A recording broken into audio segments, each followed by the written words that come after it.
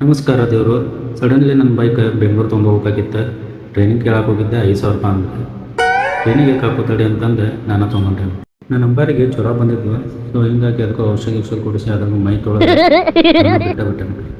ಹೂ ಅನ್ನೋದ್ಲೆ ದಾವಣಗೆರೆ ಬಂತ. ಅಲ್ಲೇ ಈಶಾನ್ಯ ಎಗ್ರೆಸ್ ನೆನಪಾತ.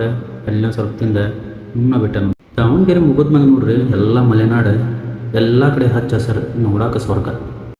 ಕಣ್ಣು ಮುಚ್ಚಿ ಕಣ್ಣು ಬಿಡೋದ್ಲೆ ದುರ್ಗ ಬಂತು ನೋಡ್ರಿ, ಕೋಟೆಗಳ ಸಾಮ್ರಾಜ್ಯ. ಇಲ್ಲಂತರೂ ಬರೀ ಕೋಟೆನೇ ಕಾಣ್ತವಷ್ಟೇ. ಮೈನಿಂಗ್ಸ್ ಅದೇ ಇಲ್ಲಿ ನೇಚರು ಹಂಗೆ ಎಂಜಾಯ್ ಮಾಡ್ಕೊಂತ ಹೋಗ್ತಾ ಇದ್ದೆ ನೋಡ್ರಿ.